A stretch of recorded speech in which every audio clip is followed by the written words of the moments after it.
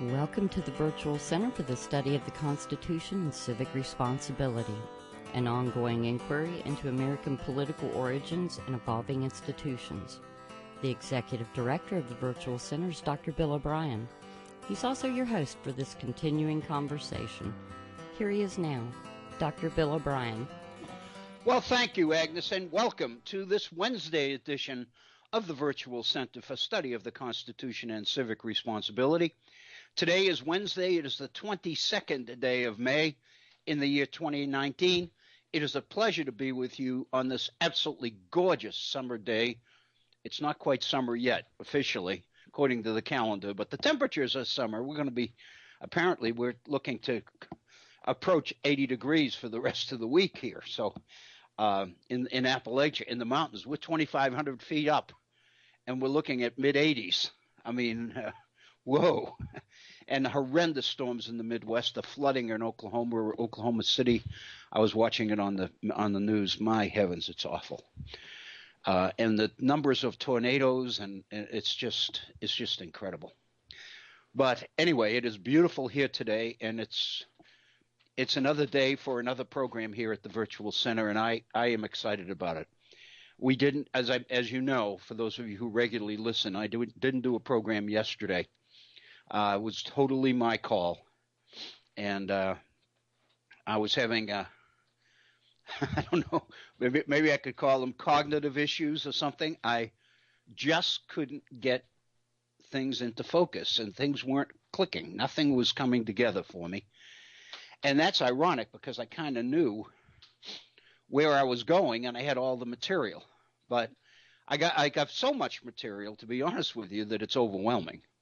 And I think it overwhelmed me yesterday, and I just couldn't get it straight, and I finally just got so frustrated I had to bail on a program. But I'm feeling like I'm cooking today, and now I got so much stuff there's no way in the world I can do it all in one day. So I asked for it, and I got it. Here we go. But anyway, it is wonderful to be here with you all at the Virtual Center again on this Wednesday. We do invite you to participate actively in the program. On Monday, you may recall, if you were with us, we pretty much returned to James Madison's essay on property and talked about that quite a bit. And then toward the end of the program, and I thought I was setting it up for yesterday's program, we started to talk about the issue of property in the form of slavery. And we went back and kind of gave a little bit of the background on that, because I think that's the issue that is on the front burner in today's society right now. It raises some of the major constitutional issues of the day, and it's a perfect fit for this particular program. So that's one of the issues that we'll be dealing with today, and I've got a number of others as well. We would love to hear from you. So if you feel up to it and you are so inclined, then we invite you to take advantage of the toll-free number we have into the Head On Radio Network studios, and Agnes will get you on the air immediately if you call.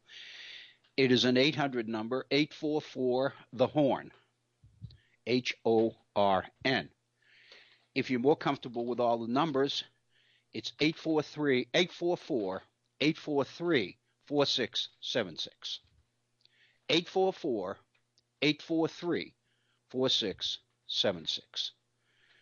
But many people believe it's much easier to just remember the 844, the horn. Both of them will work. It doesn't, it's the same thing. So the point is, we would love to hear from you and love to hear your thoughts on some of the issues of the day. And I want to get into a couple of those, right out of the chute on today's program. If you'd like to communicate with me, you can do it in either an email or through our Facebook page. If you'd like to send me an email, my email address is waobrien906@gmail.com. That's waobrien, OBRIEN 906 @gmail.com. facebook.com. So many of us spend so much time on Facebook these days, that might be actually a more convenient way for many of you to communicate with me on the program. If you go to our Facebook page, and you do that by going to the homepage of Facebook, facebook.com, and you'll see a search box at the top. And if you type in the Virtual Center for Study of the Constitution, you'll be onto our Facebook page, and you'll see a number of postings there. And I'm going to make reference to one right at the beginning of our program today. I just put it on there the other day. Right after our Monday program, I put it on.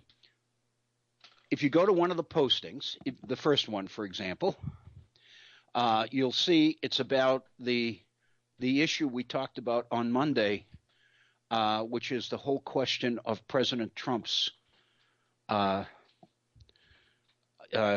spending of excessive amounts of cash and where that cash might be coming from. And it related specifically to a 60 Minutes expose on money laundering that was on television Sunday evening. After Monday's program, I put a posting about that on Facebook, and I wanted to kind of make reference to it today and alert you to it. But at the end of that posting and every other posting on our Facebook page, there are two links, a comment link and a share link. If you click on share, it'll send that particular posting to all the friends on your Facebook account. So that gives, the program wider audience. And for that, obviously, we would be grateful.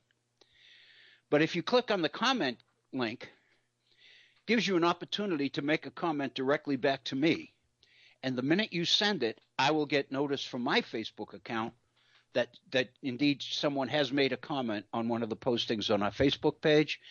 And my Facebook will take me directly to that posting and your comment.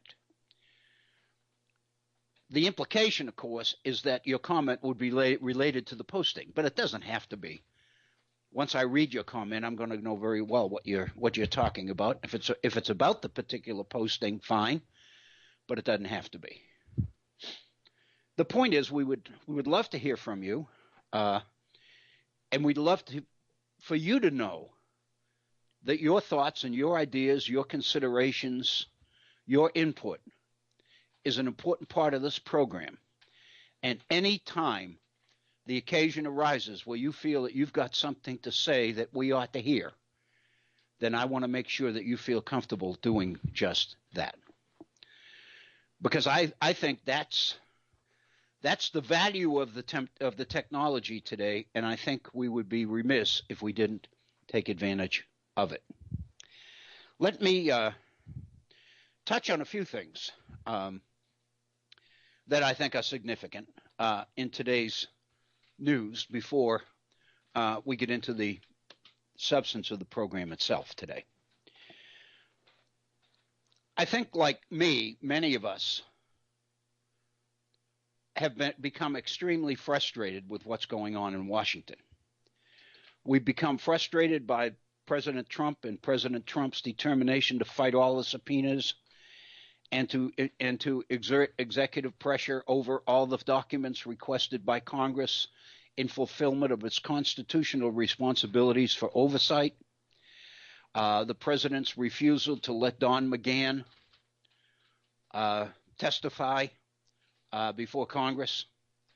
And yesterday, Jerry Nadler subpoenaed Hope Hicks, and it is entirely likely that the president will interfere on that one as well.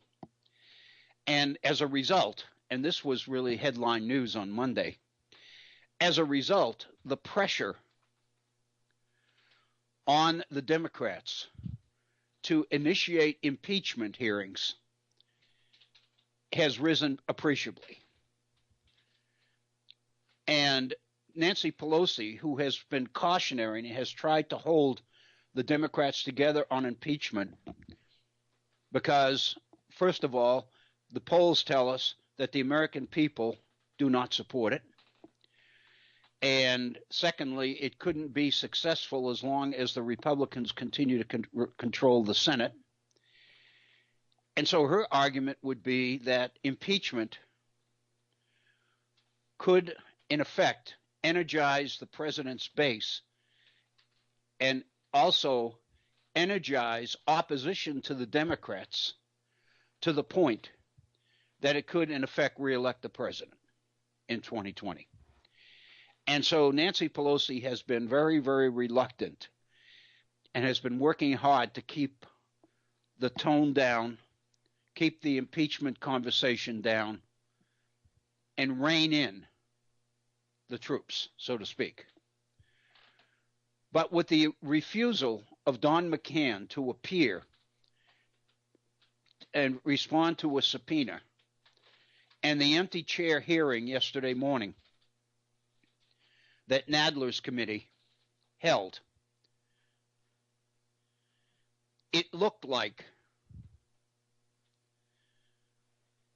Nancy Pelosi was not going to be able to resist the beginning of impeachment much longer. Many of her committee chairs were furious and were talking of impeachment who hadn't earlier. And the media was speculating that it appeared that Nancy Pelosi wasn't going to be able to hold it back for long. And then today, this morning, the lead story out of Washington was that Adam Schiff's Intelligence Committee had been able to reach an agreement with the Justice Department to make available to his committee the redacted portions of the Mueller report, along with some of the documents that the committee had subpoenaed from Mueller's 2+ years of research on the Russia interference in the 2016 elections. In other words, it looked like the dam had somewhat broken, not totally, but a little bit. Consequently, Adam Schiff canceled the meeting of his committee this morning, where the main agenda was to have been condemnation of the Attorney General for sabotaging or refusing to honor the subpoena. Adam Schiff now feels that he's going to get what he wants, although it's going to take longer to get it. And Adam Schiff has pretty much done that. And the impact of this, I think, is significant in a lot of ways. First of all, it's going to take the pressure off Nancy Pelosi on impeachment, because it does suggest that there has been some sort of cooperation between the Department of Justice and Congress. So that's probably going to enable Nancy Pelosi to reestablish a wait-and-see attitude on impeachment rather than beginning hearings right now. Another thing, and of course I think I mentioned this the other day, was the Republican congressman from Michigan who, after reading the Mueller report, announced that there were grounds for impeachment in the obstruction of justice section of Mueller's report. And that is the first defection of a Republican. And it's not meaningful in itself, but it might symbolize the beginning of a process. And a combination of that plus Adam Schiff's committee's access to documents may basically suggest that a cooling down of passions and emotions over this whole issue might be in effect happening. It may not be there. It may just appear possibly to be there. We'll only know that as time passes. But I think it's significant. I really do. I also think it's significant, if you think about that, that some of the Democratic candidates for president have gone on Fox News for town halls. There have been 3 so far, and all of them have been successful, both from the candidate's point of view and from Fox News's point of view. The only one that refused to come on was Elizabeth Warren. She took the position that Fox News was nothing but hate for profit and refused to go on and didn't want her candidacy to contribute anything to what Fox was doing to the reputation and professionalism of journalism, and got a lot of support for that. A lot of support. Elizabeth Warren's support at this point is probably growing faster than anyone's, with the exception of Joe Biden's, of course. But Mayor Buttigieg went on Fox News on Sunday evening. The audience was significant, and the response to him was incredible. Chris Wallace conducted the town hall, and at the very end of the program, when the audience stood up and gave the candidate, Mayor Pete, a standing ovation, Chris Wallace made the point and said, "Wow, a standing ovation." And apparently it really worked well for all parties, as also did Bernie Sanders when he was on, and Kristen Gillibrand when she was on. All 3 of those drew large audiences of viewers. Buttigieg's got the most. It was more than 2 million, I think, who saw that. And the response was very positive from everybody but President Trump, of course, who basically attacked Fox News for giving airtime to the enemy. But anyway, when you put that in the context of the Adam Schiff news this morning and the Republican defection in the Congress from the congressman from Michigan, you begin to see that certain things are beginning to happen. Not a lot, but a little bit. And I don't think, given the way things were going, we can afford to turn our backs on even a little bit. But we'll see. I mentioned the Facebook message that I put on, and of course it deals with the money. And I do want to say that I admitted that this sounded like a conspiracy theory in a sense, because there was no evidence for any of this. It was all speculation on my part. But it seemed to be speculation that made sense. And I think that's all I committed to. I didn't basically go so far as to make the point that this was verifiable content. I admitted that it was speculation. I admitted that I don't like to go out on a limb like this without any evidence. But on the other hand, there were so many pieces that seemed to fit that it seemed logical that this was indeed a possibility. After the program on Monday, I thought about that. I sat down to write this Facebook message on our Facebook page. And I thought a lot about this. And one of the things that occurred to me, and I don't want to spend a lot of time on this, but it did occur to me, so I want to mention it to you, is that one of the weaknesses in our K through 12 education programs today, I think the most glaring weakness of all, and it extends right into higher education as well, as the skill of critical thinking. The ability to take information that doesn't directly connect with other pieces of information and beginning to speculate or find ways that the apparently disconnected indeed does connect. That's a skill. It's a difficult but important cognitive skill.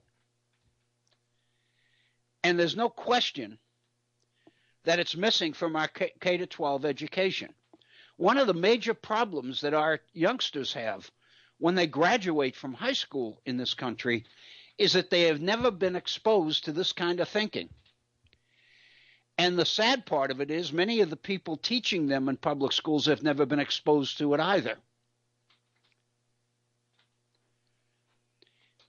It's basically the essence of abstract thinking. And it's critical.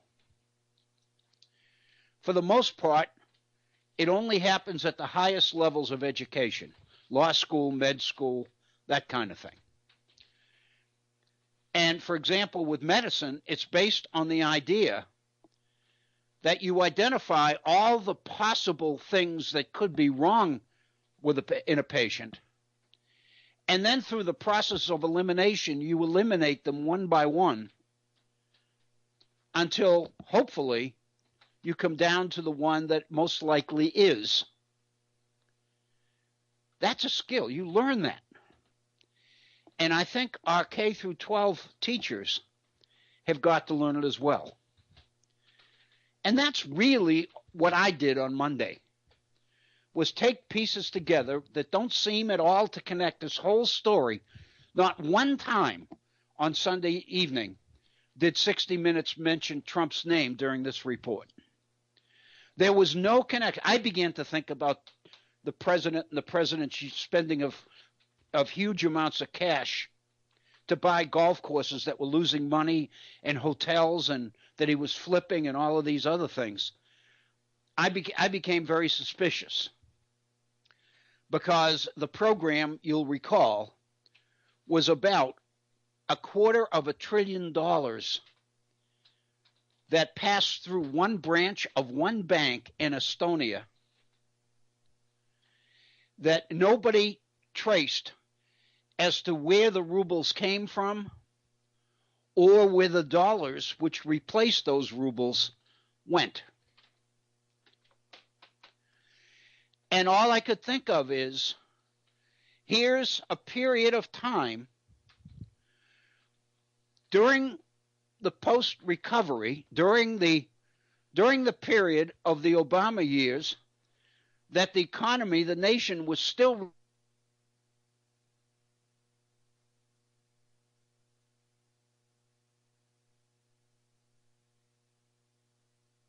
interest rates were as low as they ever go, which means that borrowing money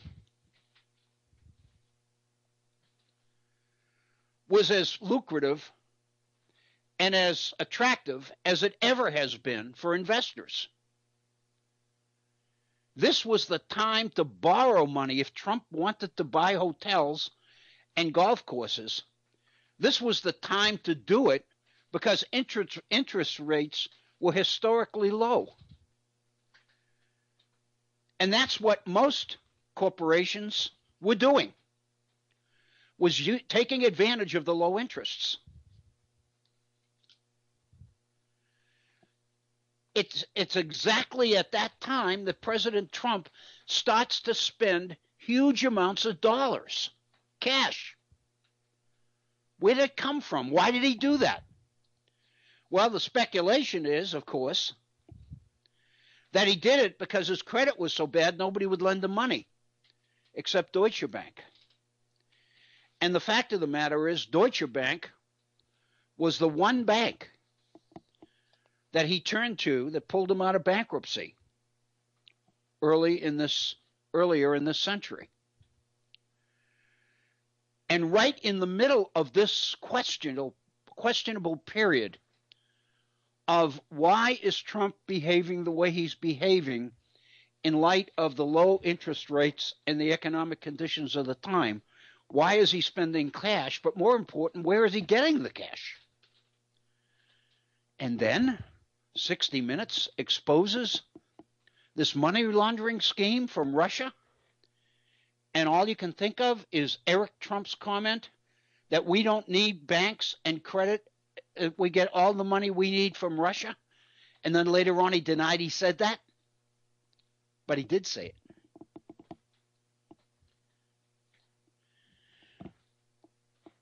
In other words,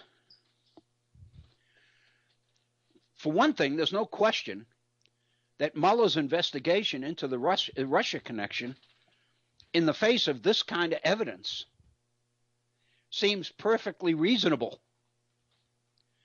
The fact that the Justice Department and the FBI began surveillance on members of Trump's team because of suspicious behavior and suspicious relations with Russians on a number of different levels made perfect sense. That's what the Justice Department, that's what the FBI is supposed to do, is protect the security of the nation against international threats. And everything was suggesting that this could have been one of those.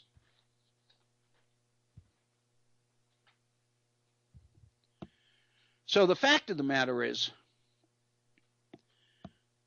there was quite a bit. I was also encouraged Monday evening by the fact that Rachel Maddow got into the same issue and raised many of the same questions that we did here on the virtual center that afternoon. And so it's clear that there's something here.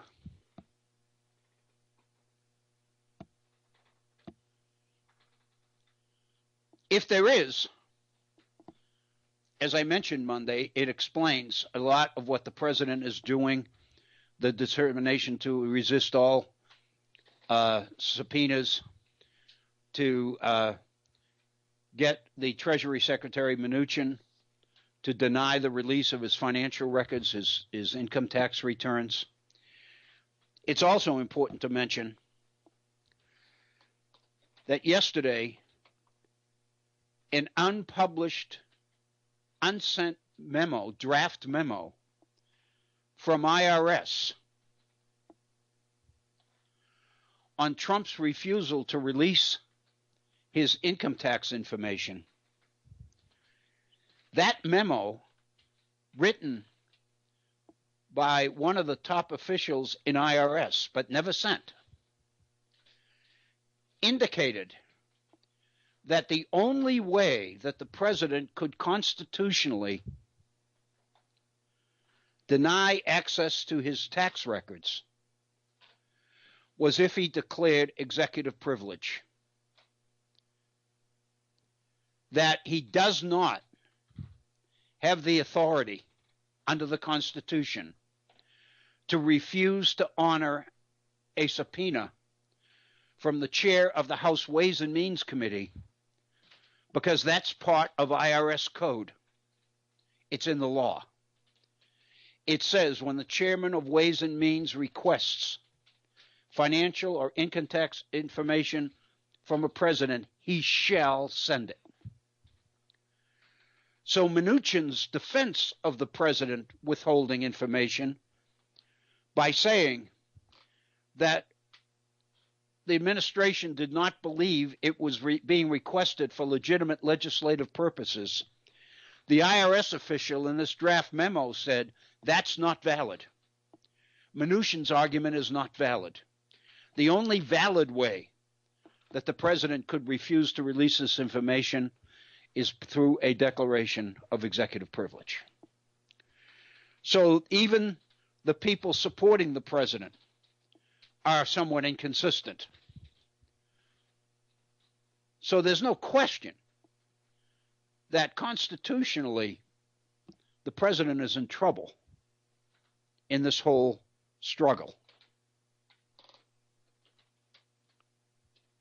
And so the issue of impeachment, it seems to me, is still there in the background. And let me be clear on my own position, and I'm not going to get into this in any depth today because we did it before. But I believe the idea that Congress's responsibility is to protect the Constitution of the United States.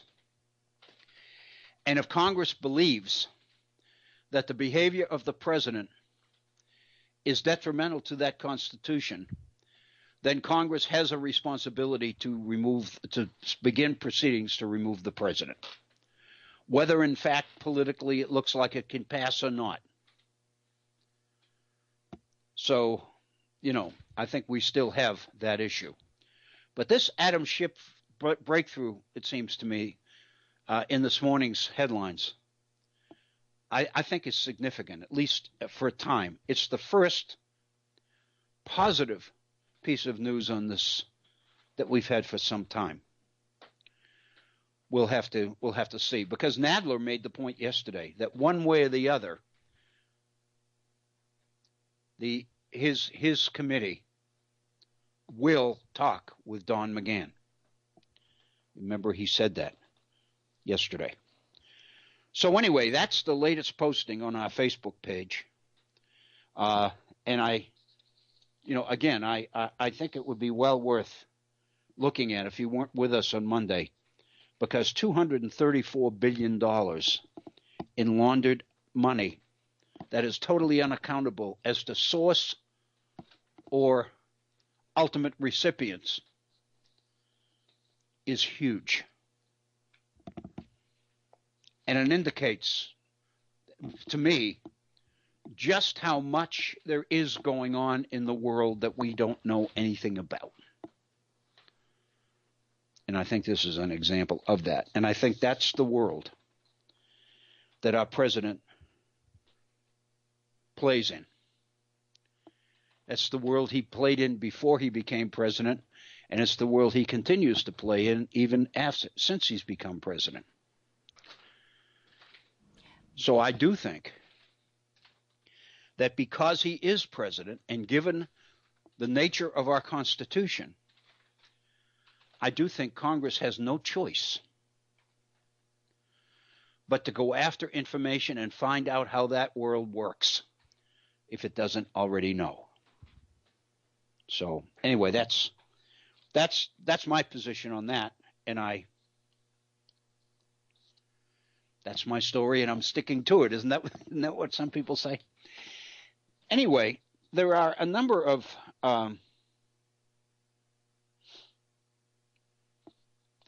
issues, and one more thing on that before we get away with it entirely, and this bothers some Democrats as well, I know. And that is that President Trump is clearly, and Nancy Pelosi said this, is clearly trying to goad the House into impeachment. Because Nancy Pelosi believes, the president believes, that in the current political situation in this country, if the Democrats try to impeach him, it's going to play right into his political strength. And that's causing even the Democrats that say we need to begin impeachment proceedings, it bothers them, because they are aware that if this is what the president wants, then we're playing right into his hands. And that's one of the arguments that Nancy Pelosi used initially for trying to tamp down calls for impeachment.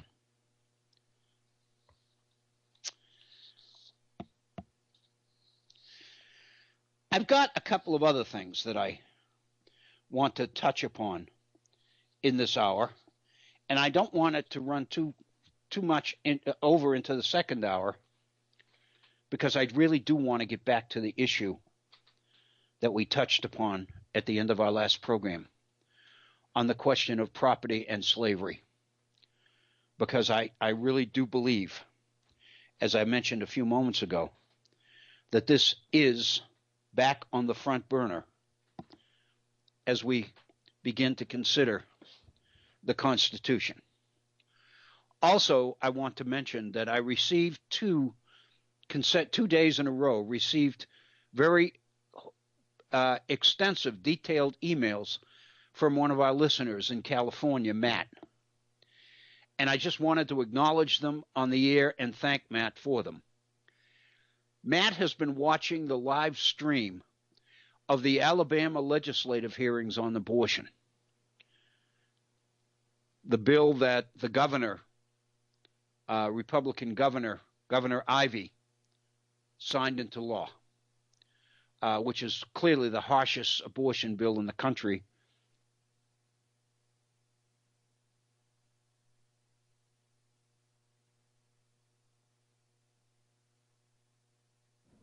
Stance is a felony. Dr. Bill. Yes. You have a caller. Matt's on the line. Oh, is he? Yes, hold on 1 second so I can get you connected. Okay, great, thank you.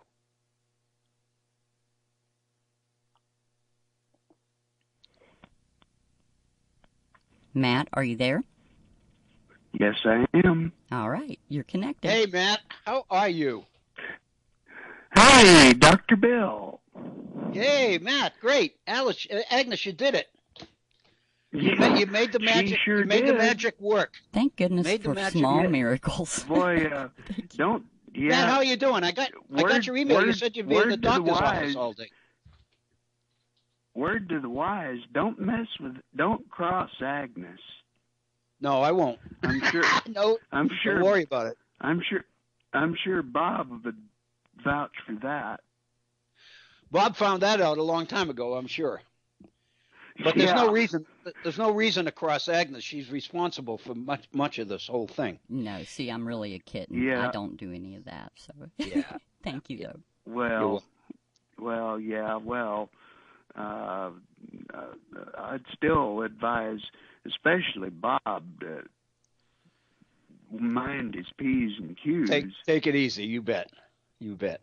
Yeah. Matt, I thought from your email you're going to be in the doctor's all day today. That's why I never dreamed that you'd be there. Well, the dentist realized that it was going to be he was going to get in over his head. I got you. So he's sending me off down south to Santa Rosa, about 4 hours down the road, to an endodontist. I got you. So this is pretty serious stuff, Matt. Yeah. I was kind of I had one. For those listening, we're talking root canals here, and the old expression, I'd rather have a root canal than do this or that or something. Well, Matt is looking at a couple of root canals, and I had one about a year ago, and it's not fun, and it wasn't as bad as I thought it was going to be, but it wasn't pleasant either. So and Matt's looking at multiple ones. So I had a fairly simple one many years ago when I broke a tooth, and that wasn't so bad. My a general dentist was able to do it, but this involves I have some back teeth that have worn down. The enamel has kind of worn down and so there's some exposed roots and some infection. Oh yeah. So they. Oh boy. Yeah. Well, listen. I hope it goes well. Matt, I was just about to get in when you called. I was just about to share your thoughts on the contradictions going on in Alabama. Okay. And here you are. So I'll let you explain. I'll let you explain the contradictions in Alabama, and I'll preface it by saying I had just said, when Agnes let me know that you were on the air, that you had been watching the live stream of the Alabama legislature's debates on its abortion legislation. And that's as far as I got. And then you got on. And then lo and behold, here you are. Yeah. I'll tell you. Here I am. Let's why don't you share with our listeners let's the contradiction, because repeat performance. It really got to you. It obviously really got to you. Your emails were absolutely superb and very detailed and extremely well crafted and knowledgeable, and you made your point very well in your emails. And I know you can make it just as well here on the air. So why don't you explain what got to you? Well, some of what I said in the first email was incorrect. Mm-hmm. So I should point that out. Some of the factual information.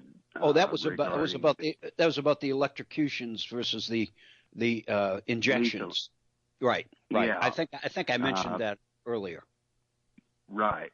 Currently, Alabama still executes people by lethal injection. Right. But that part of the abortion law specifically says that women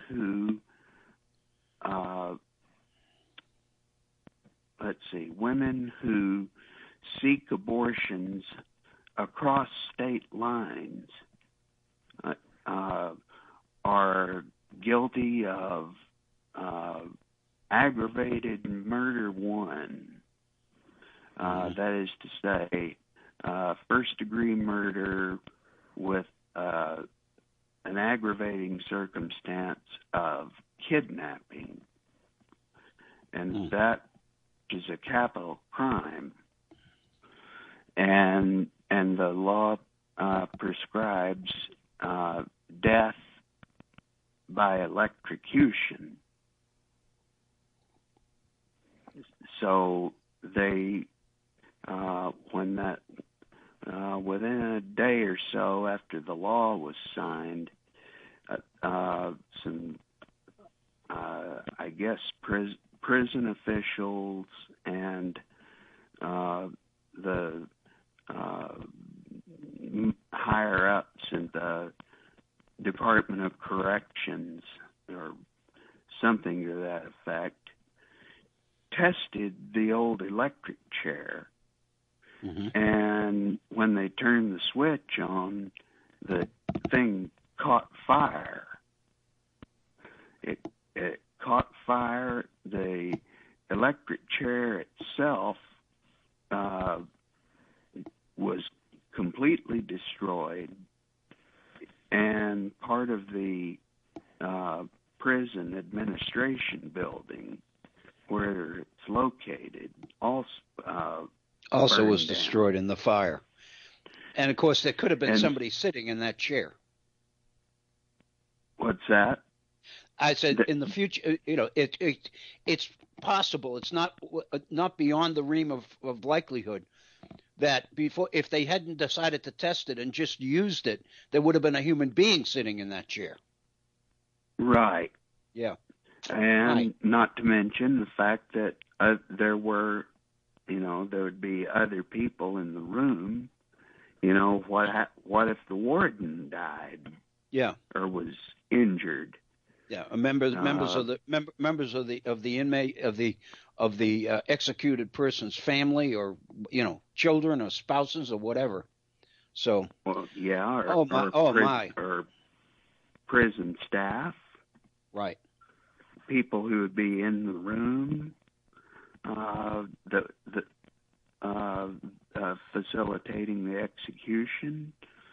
So it was a serious thing, and so what the legislature is doing essentially is they getting back together. They've got a special session going on, or at least as of Monday. And I haven't been able to catch the live stream because yesterday I had the podiatrist. So you got you have your own problems while this is going on. Yeah, not golly, but anyhow. Well, one of the things that got me, they need to come up with monies out of the budget to replace the electric chair and repair the building. The chamber, yeah. The chamber and the admin building. And this is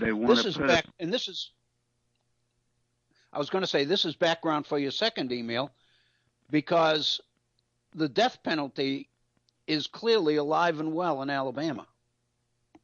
Oh yeah, definitely. And that's the part that blew my head. What I was mistaken about, I knew for darn sure that Alabama had a ton of executions in the not too distant past.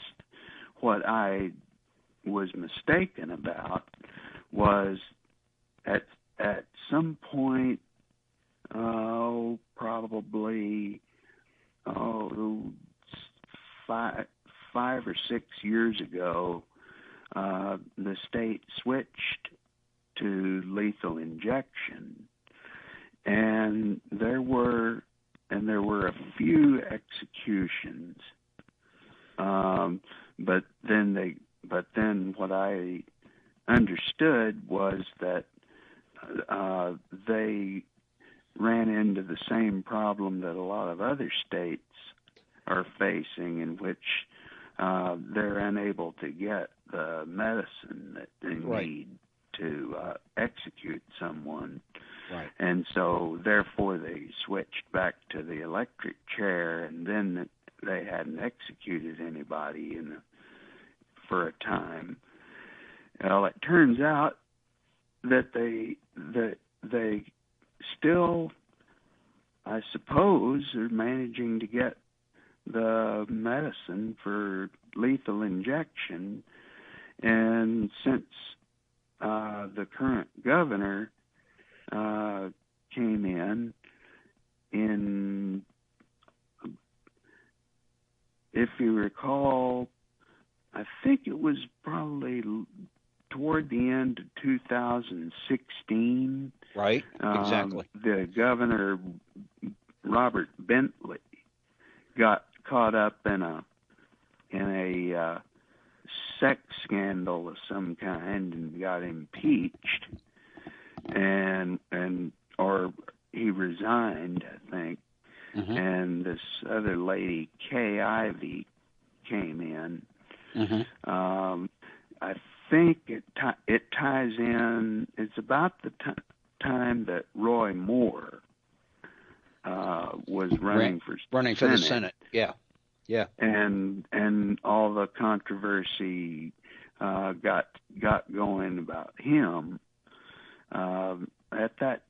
Right about that time, Kay Ivey was appointed. I think she was appointed governor, and since then, she's signed off on and they did complete 7 executions since late in 2016. I'll call it November 2016 or December 2016. 16, right. The last execution was last Friday. Last Friday night, midnight. Yeah, a gentleman by the name of Michael Samra. And I would refer people to Bob's program that night. Friday night, which would be the 17th. Yeah. Friday the 17th, Bob's program, he mentions it. He brings it up, and there's a really tragic backstory to that particular execution. This guy, Michael Samra, was mentally ill in a number of ways, developmentally disabled, and essentially was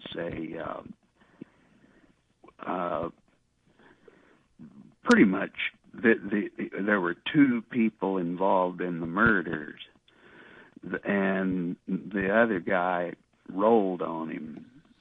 Oh boy! In exchange for a life sentence. But I guess the thing that really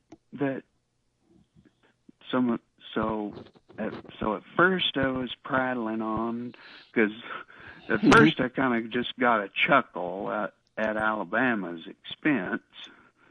I was just feeling mean, I guess. I don't know. But kudos to the Southern Poverty Law Center for carrying this madness. But then the thing that really struck me, and Bob brought this up, and then I started thinking on it. The anti-abortion law was signed last Wednesday afternoon, if I'm not mistaken.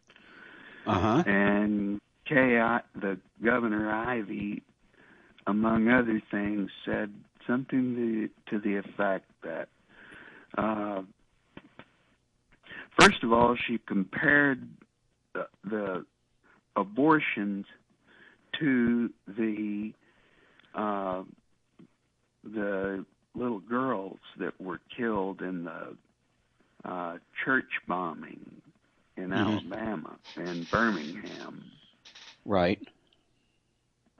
And she said something like, Alabama's had a very painful past, and we need to move forward.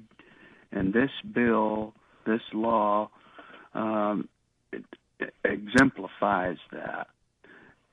It shows that Alabamians believe that every life is precious and every life is a sacred gift from God. Okay. I got you. So skip forward to Thursday evening at some point. Don't know the exact time. And this same Governor Ivey signs off on the death warrant for Mr. Samra. Right. And then just a little bit after midnight on Friday, they execute Samra, who is a African American gentleman, right, at a prison by the name of Nathan Bedford Forrest State Prison.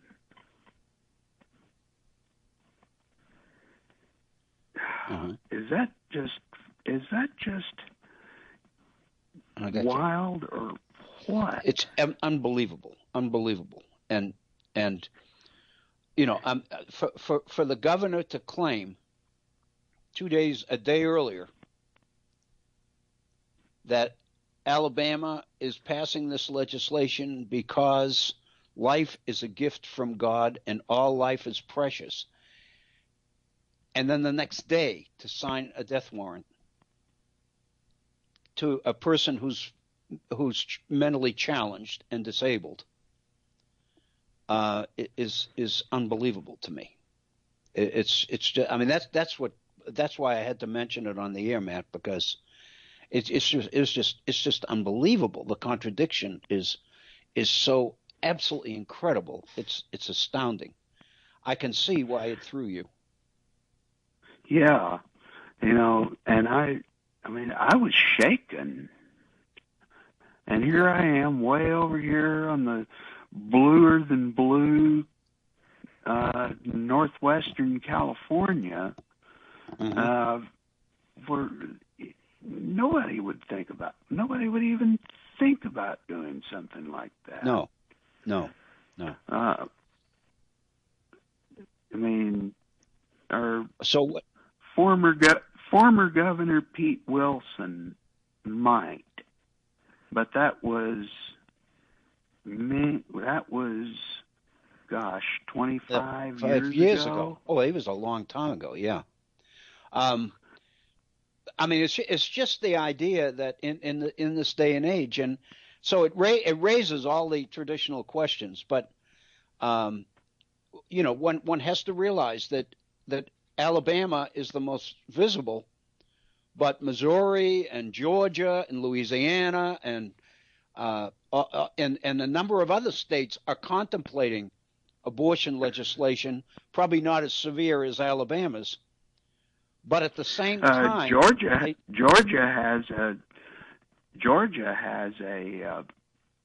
they've passed and it's become law, I think, a almost identical bill.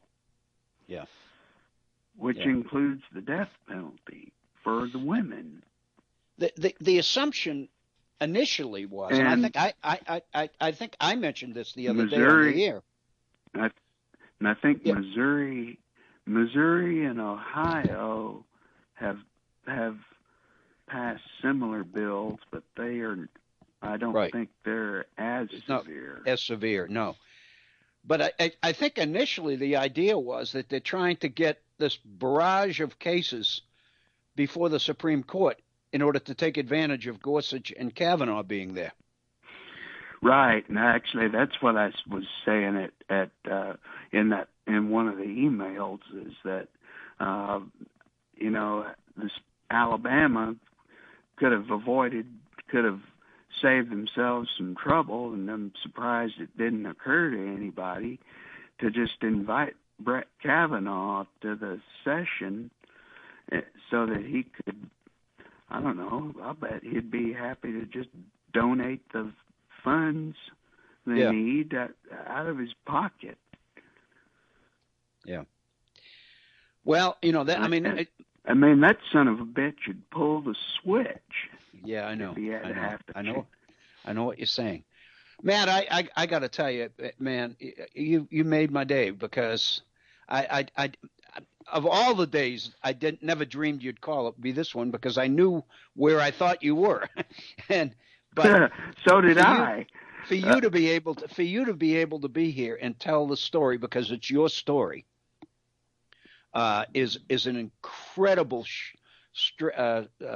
piece of luck for all of us, and I just have to thank you. I just have to thank you. I appreciate that. And listen, I'll be, when you drop me an email. When do you think your surgery is going to be, Matt?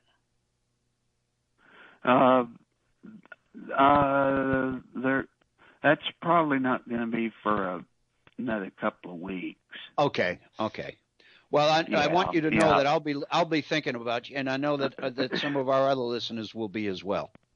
So okay, Matt, thank you so very, very much.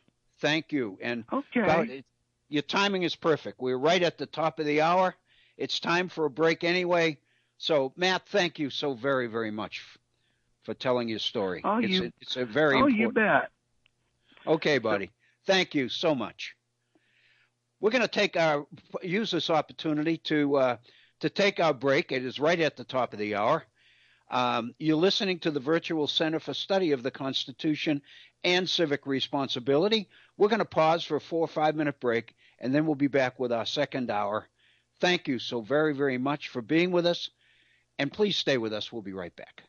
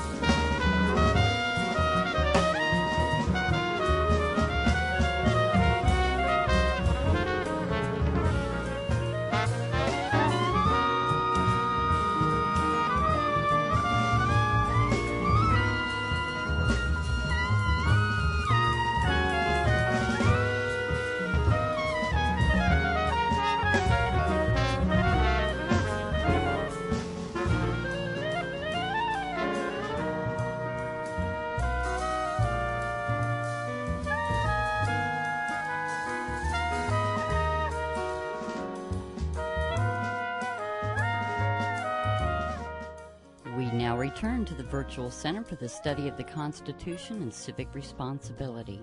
Here's your host, Dr. Bill O'Brien. Thank you, Agnes, and welcome to this, our second hour of today's Wednesday's program here on the Virtual Center for Study of the Constitution and Civic Responsibility. Today is the 22nd day of May, Wednesday in the year 2019. It is a pleasure. I want to thank those of you who were with us the first hour and were able to listen to Matt's story from California about the contradiction, the inconsistencies in Alabama with the executions on the one hand and the most rigid abortion bill in history on the other. I want to thank Matt again for coming on the air with us and sharing his story. For those of you who have just joined us, I do encourage you to just think about the contradiction and with the detail that Matt was able to provide, because he's been watching the live stream of the debates in the Alabama legislature while this whole thing was coming into play, and it's just an incredible story. So thank you, Matt, and welcome to this edition of the Virtual Center.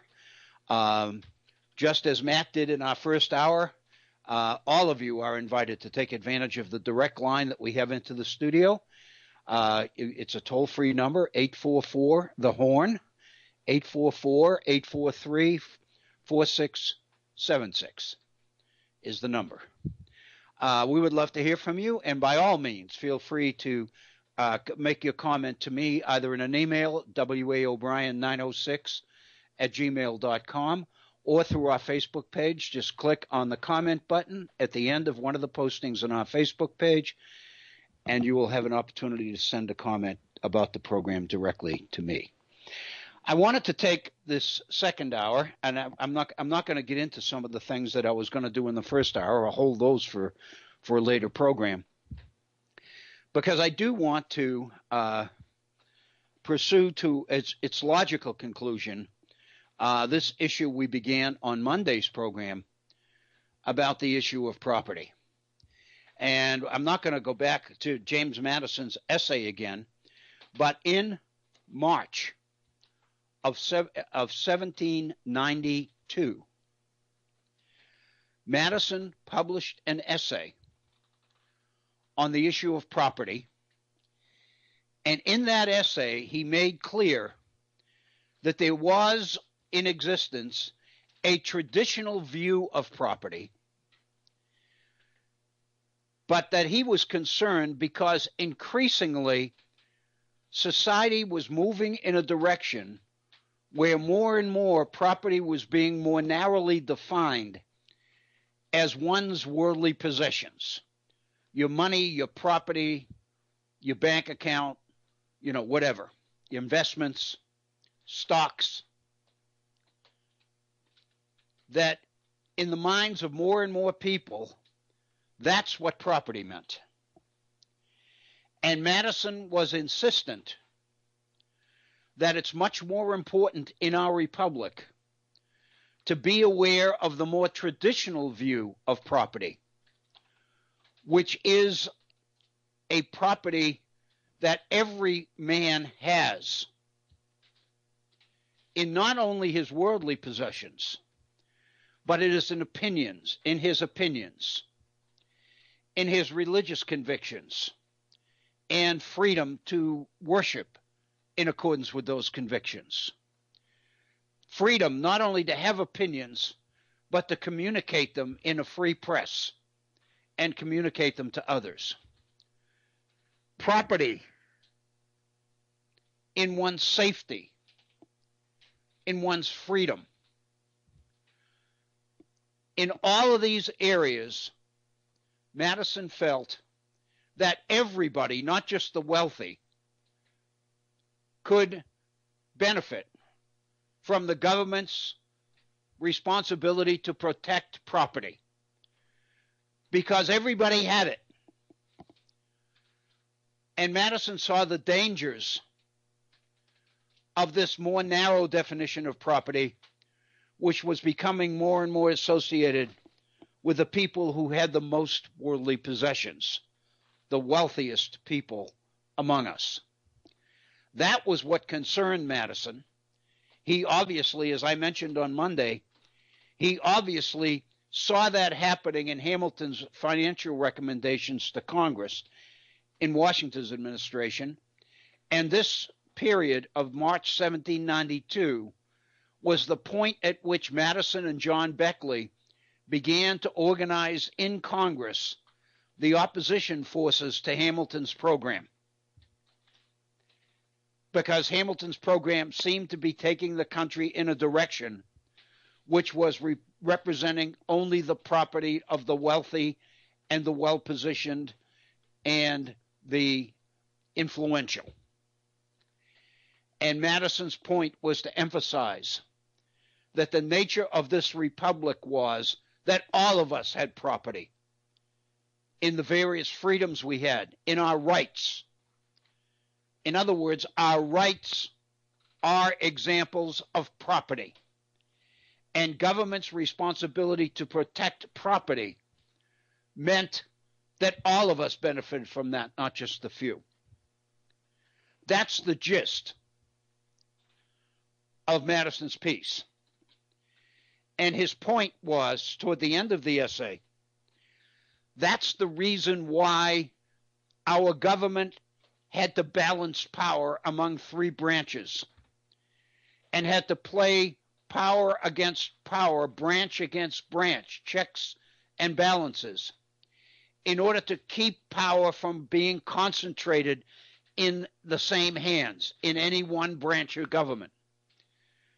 Because once that happens, Madison said, property in its broadest sense is threatened. Everybody's property is threatened when power is accumulated or concentrated in a single branch or in a single person.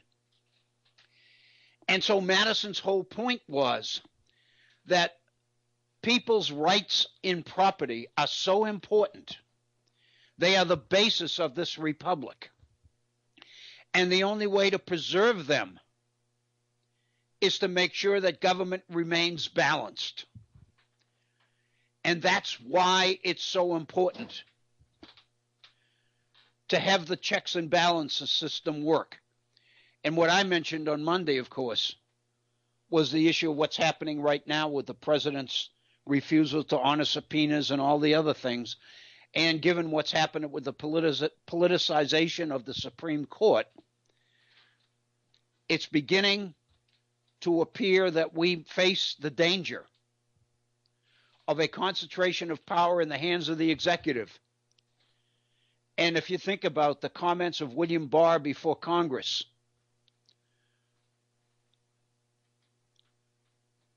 on the Mueller report, basically he was implying or suggesting that the executive had a right to more and more power than most of us believe the executive should. And so this is the message, and it seems to me this is the importance. But then you get into the issue of slavery and the reality that historians have been pointing to since the founding, that the Constitution of the United States made compromises with slavery to the degree that the Constitution itself, in the minds of some,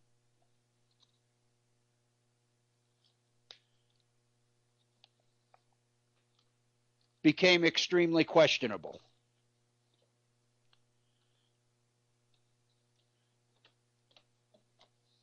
Getting my ducks in a row here. Let me be specific. The abolitionist movement in the early 19th century, William Lloyd Garrison,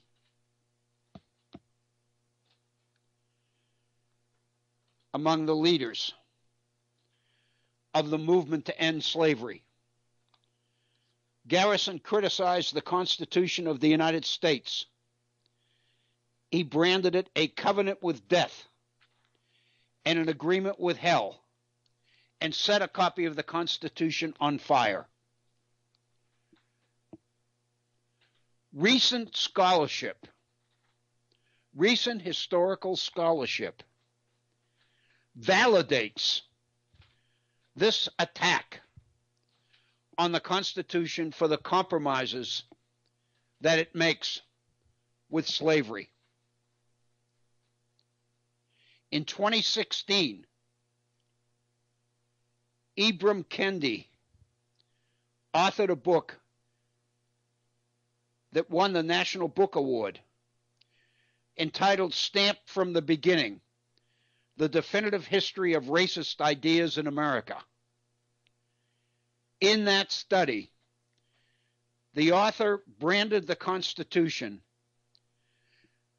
for having enshrined the power of slaveholders and racist ideas in the nation's founding document, unquote.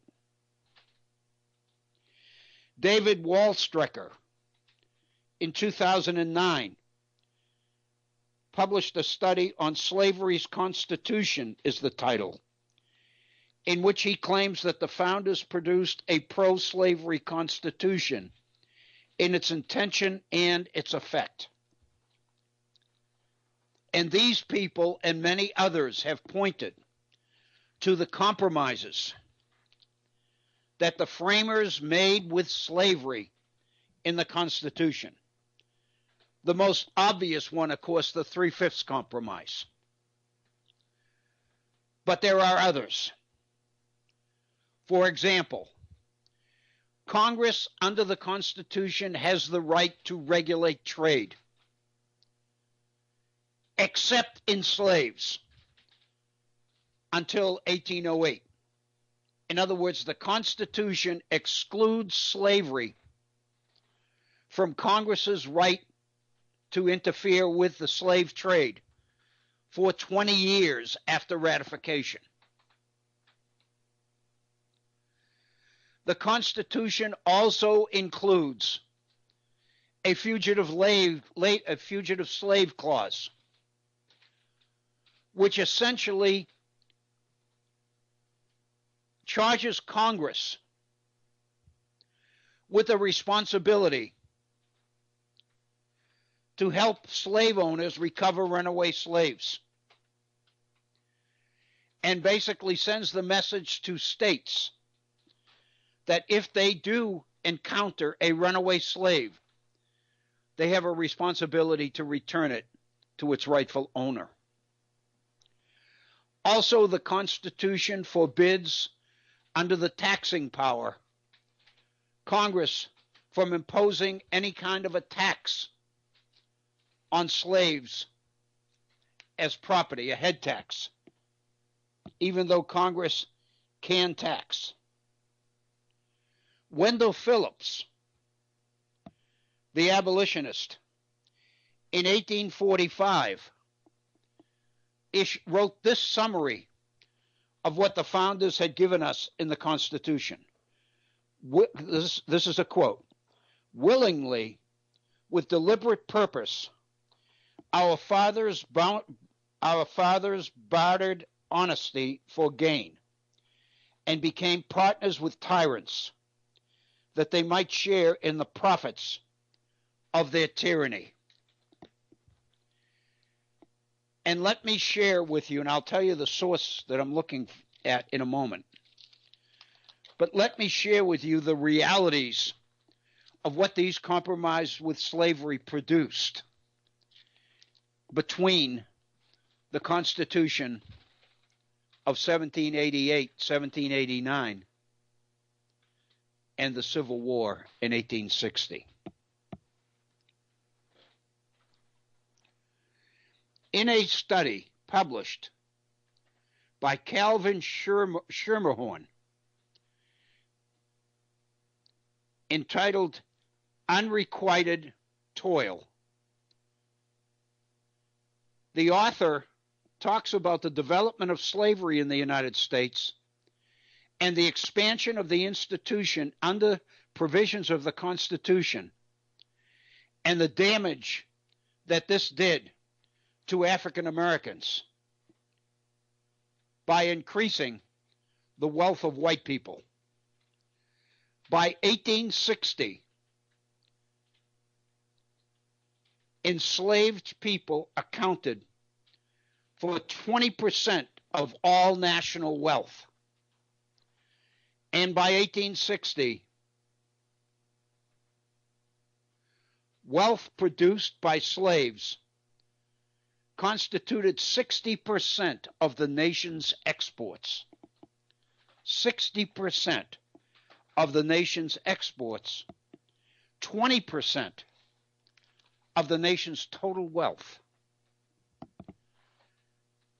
No wonder people were attacking the Constitution of the United States, because of what it did for slavery. In 2016, a noted historian published a book on slavery entitled, quote, "No Property in Man: Slavery and Anti-Slavery at the Nation's Founding." The author of that book is Sean Wilentz, Wilentz. It was published by Harvard University Press. It came out in 2016, and it takes issue with the degree to which the Constitution generated and supported slavery. Wilentz argues that, on the contrary, the Constitution refused to embed slavery in America's founding, and because it didn't, it meant that this nation is founded on freedom. And in the process, it opened the possibility for the emancipation of slaves by Abraham Lincoln. In other words, Wilentz argues that rather than ground the nation on slavery, the founders actually made it possible for slavery eventually to be abolished in this society. What I would like to call your attention to is the title of Wilentz's book, No Property in Man. Why do I call your attention to that title? Because Wilentz argues from the same perspective as James Madison's piece on property, published in 1792. In other words, the title, No Property in Man, is consistent with Madison's argument about the broader meaning of the word property. He talks about property in rights, property in opinions, property in your freedoms to communicate, property in your safety, property in your religious convictions, property in all of your rights. But nowhere does the Constitution mention property in man.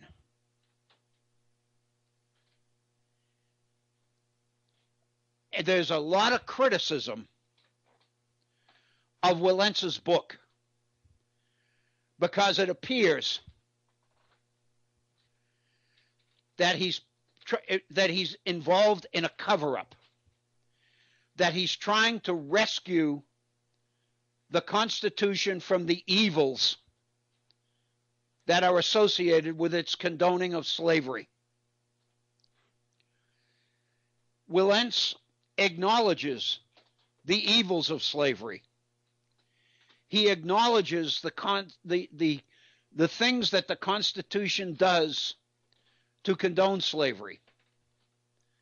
But on the other hand, he said the founders never went so far as to embed slavery in the Constitution by claiming the right, the man's property rights included human beings, slaves.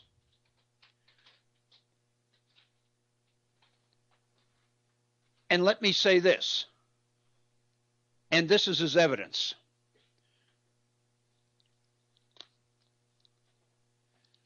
Wilentz goes to Madison's notes of the Constitutional Convention. Madison's took the most, as we know, the most detailed, copious notes, and he was there for the entire convention. Others took notes, but they weren't there that long. So their notes are valuable for the time they were there, but they don't cover the bulk of the time that they were not. Madison was there for the whole thing. His notes are comprehensive. They are the source of what historians have had to go on about the Constitution ever since the Constitution became the law of the land.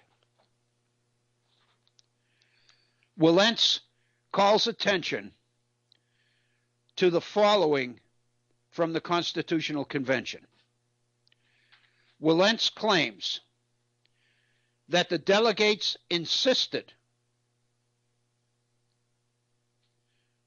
that the idea of property in man be excluded from the Constitution. And to prove it, he cites James Madison to prove his point. In Madison's notes is the following statement he made to the convention. It would be wrong to admit in the Constitution the idea that there could be property in men, unquote. Wilentz quotes that phrase, that speech from Madison 6 times in his book.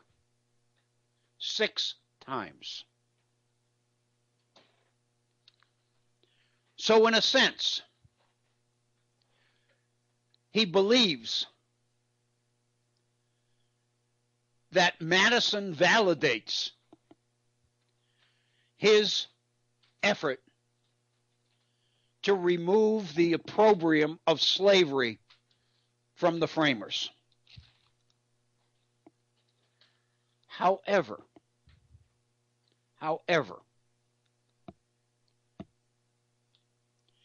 in 2016, a legal historian, Mary Sarah Bilden, B-I-L-D-E-N, won the Bancroft Prize for her book entitled Madison's Hand, Revising the Constitutional Convention. We covered that book on this program several months ago. Because in that book, in her legal research, Mary Sarah Bilder comes up with evidence to show that Madison doctored his notes of the convention later on. Because you may remember that Madison's notes on the convention were not to be published until 50 years after his death. So that meant that he had all of this opportunity before his notes became published to edit them. And Bilder's book, the Madison's Invisible Hand, cites evidence that Madison had made changes in his notes after the fact. And she also makes the comment that this speech in the Constitutional Convention that Madison supposedly made about property in men turns out was one of those changes, one of those things that he added later in order to make himself look good, to appear more righteous. Wilentz doesn't take that seriously in his book. He mentions it only in a footnote. He mentions the criticism of the validity of Madison's statement in a footnote, and at the same time he quotes the statement 6 times in the text itself. One has to conclude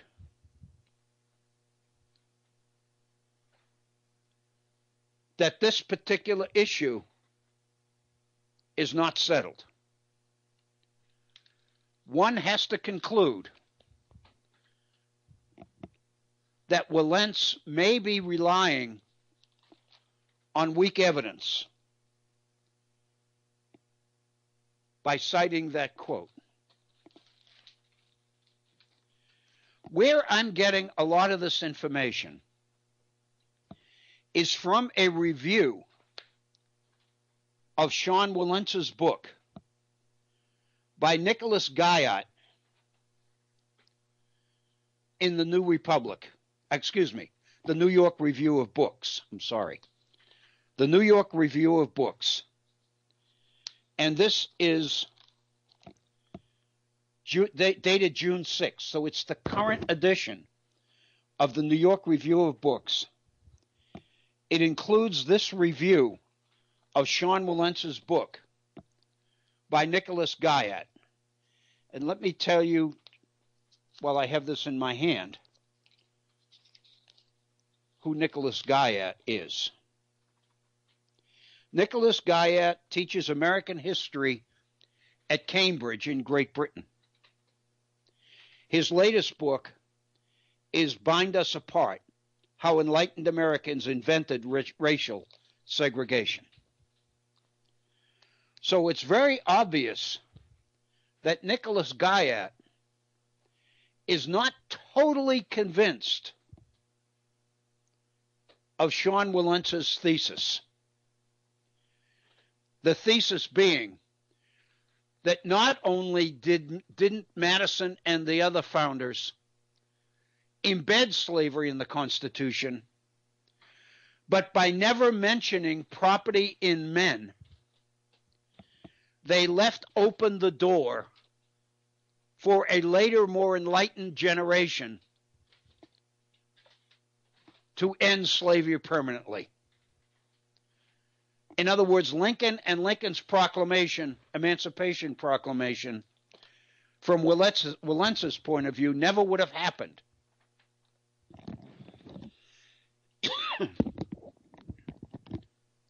if they had included the existence of slavery within the Constitution.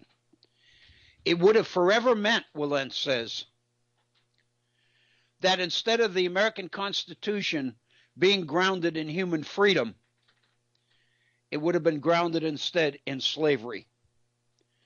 And Wilentz's position is that Madison and the others would not let that happen, and that Madison said that at the convention, according to his notes.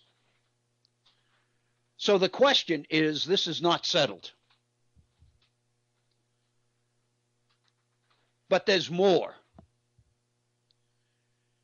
And it's even more timely.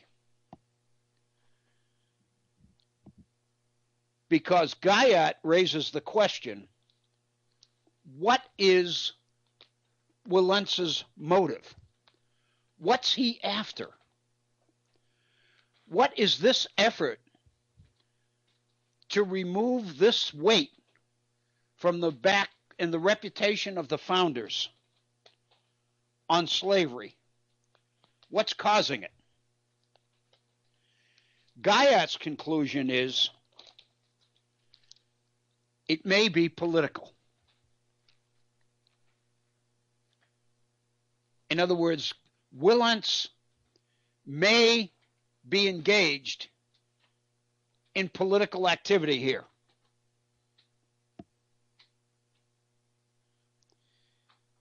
Where does this come from? Because Wilentz and Bernie Sanders got into a spat on this issue prior to the 2016 elections in 2015. Because in one of his campaign speeches, Bernie Sanders made the comment in a speech in Virginia, quote, "The United States in many ways was created on racist principles," unquote. And when Bernie Sanders said that, Wilentz immediately responded in a New York Times op-ed piece. And Wilentz criticized this idea. He referred to it as the myth that the United States was founded on racial slavery.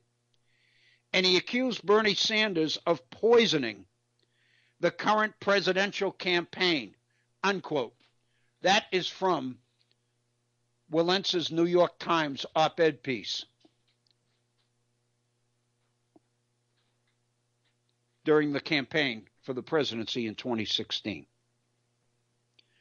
Wilentz wrote that to describe the founding as racist is to perpetuate one of the most destructive falsehoods in all of American history,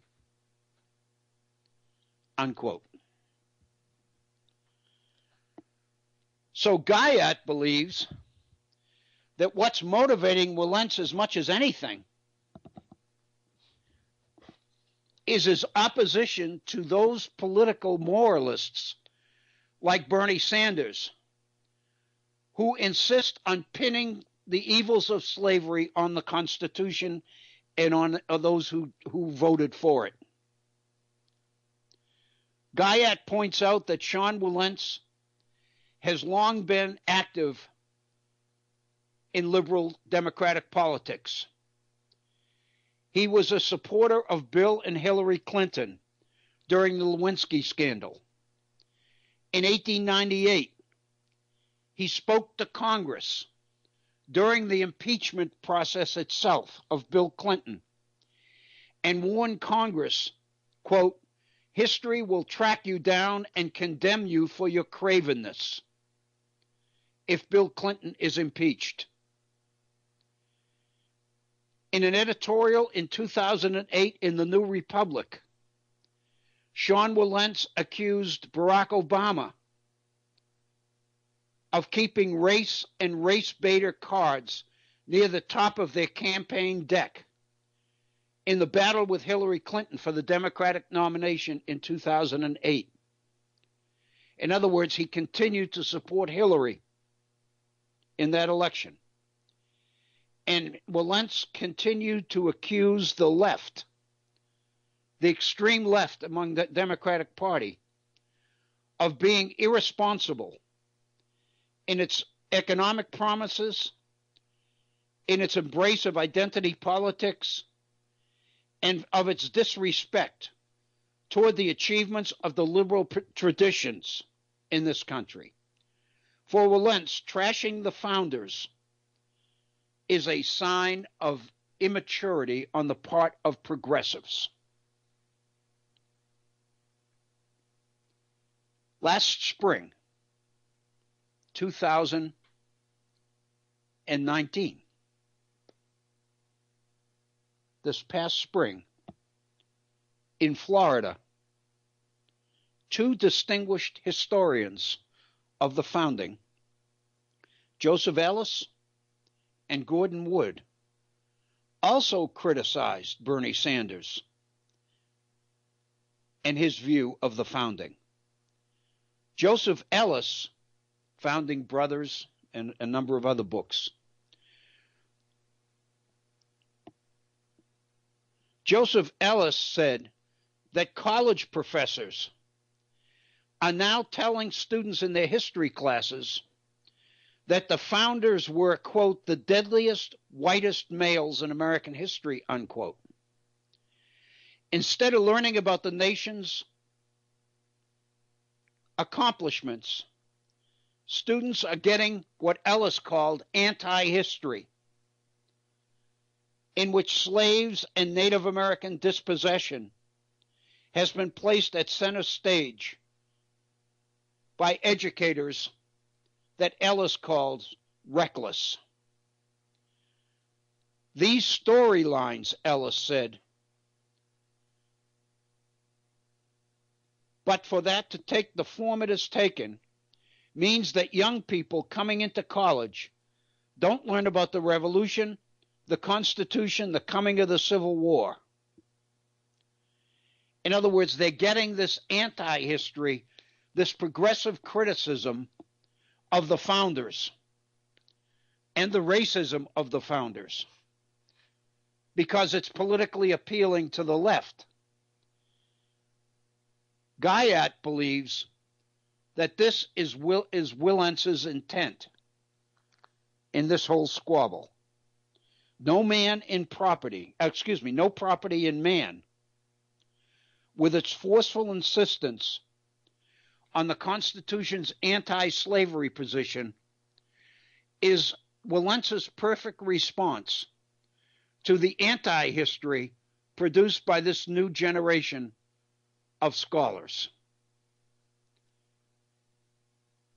For support, Willentz goes to Frederick Douglass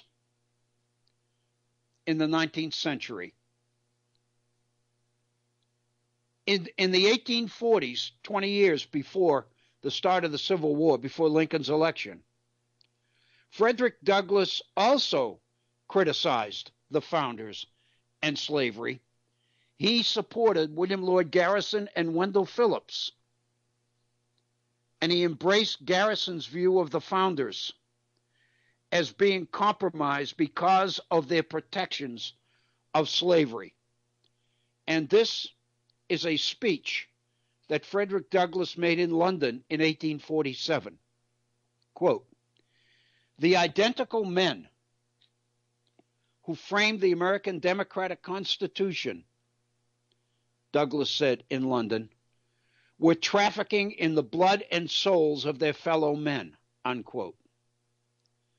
Thus, Douglass believed, along with Garrison and Wendell Phillips, that the United States was forever stained because of what the founders did. Quote, "The whole system, the entire network of American society, is one great falsehood from beginning to end," unquote, Frederick Douglass said. By the 1850s, Frederick Douglass changed his tune and broke with this particular interpretation.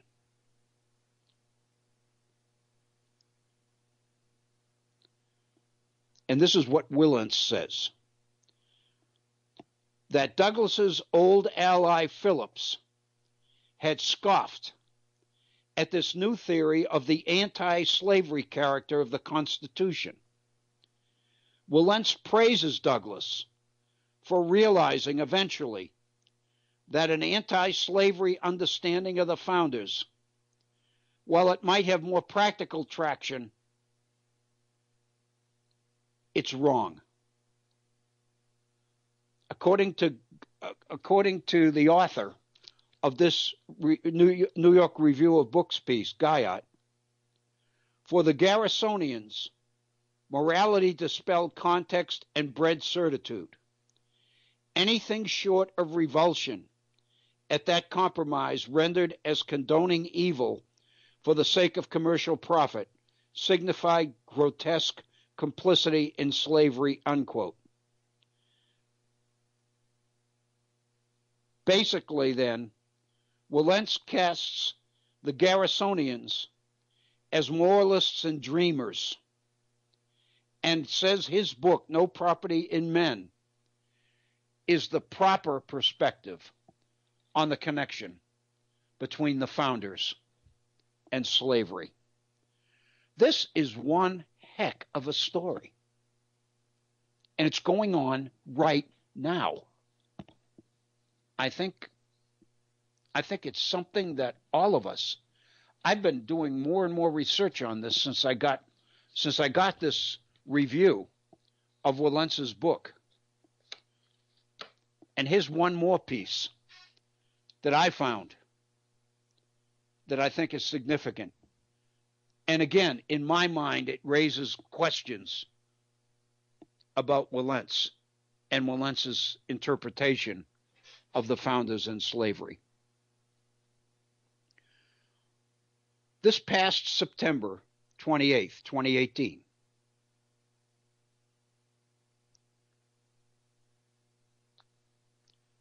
at Princeton University,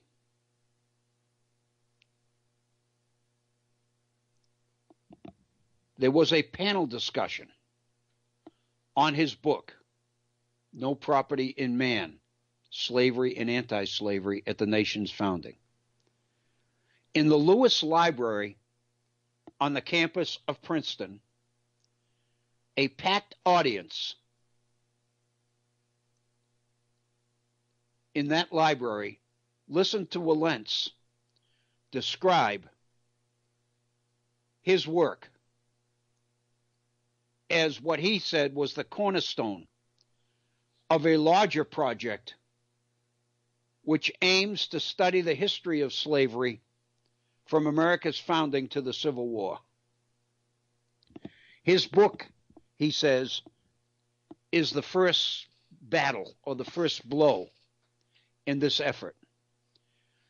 Walentz was on a panel, and on it with him was Alan Guelzo, history professor at Gettysburg College, and a law professor from Rutgers University in New Jersey named Earl Mates. The conversation was moderated by the James Madison Program in American Ideals and Institutions at Princeton. That's an organization that I've talked about on this program before.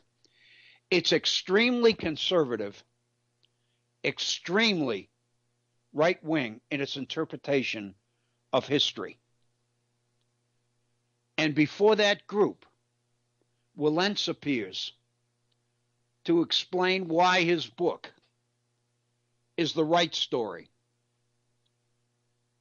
He argued in that panel discussion against the view that most Americans have that the Constitution fundamentally endorsed slavery. And this is a quote from Walentz at that September 28th panel discussion. In my interpretation, Walentz said, that reading misconstrues the basic documents and debates as recorded in particular by James Madison. It slights the importance of anti-slavery politics and anti-slavery thought among the framers, unquote. Walentz identified the core of the Constitution's position on slavery in his title, No Property in Man. And this is what he says at that panel. With all the concessions that the framers made to the slaveholders, the majority of that convention deliberately refused to acknowledge slavery's legitimacy by refusing to acknowledge the cornerstone of slavery's legality, the right of property in man, Walentz said. The founders refused to state under federal law that slaves could legally be considered property. If they had done so, Walentz said, they would have rendered the federal government, the new government they were creating, powerless to limit the expansion of slavery into new areas under that government's jurisdiction. Walentz looks at the period from 1830s, 1840s, and talks about William Lloyd Garrison and Wendell Phillips and the others, and John C. Calhoun, and points out that if slavery had all the rights that many people believe it has under the Constitution, then the government could have never, Lincoln could never have issued the Emancipation Proclamation. Wilentz says there was another view held by people like Lincoln and Frederick Douglass. In this interpretation, the framers had deliberately excluded the idea of property from federal law in order to limit slavery's expansion and ultimately lead to its termination. In this panel discussion, Wilentz said, upon close re-examination of the records of the Federal Convention of 1787 and subsequent debates, it is this view, I believe, and the words I believe are contestable, which emerges as the most accurate.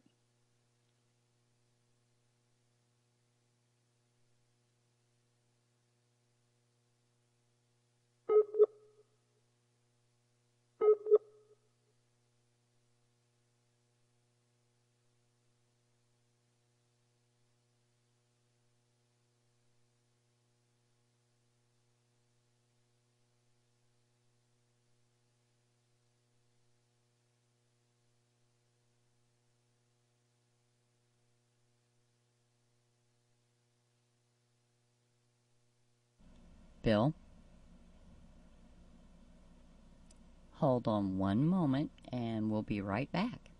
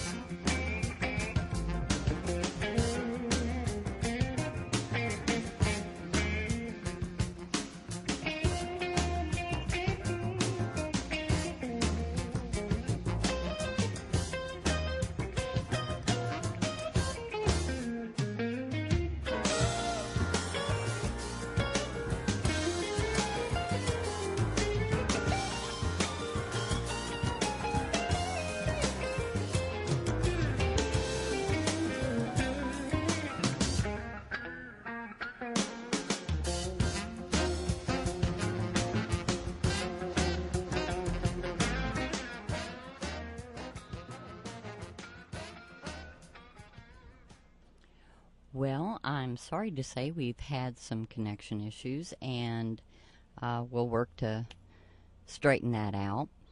But I would like to thank you all for tuning in today, and we hope that you'll join us next week for a continuation of the Virtual Center, and thank you all for the participation.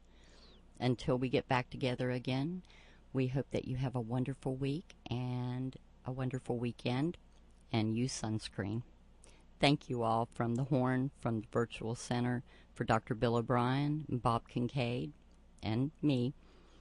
We enjoy having you with us. Thank you for your support.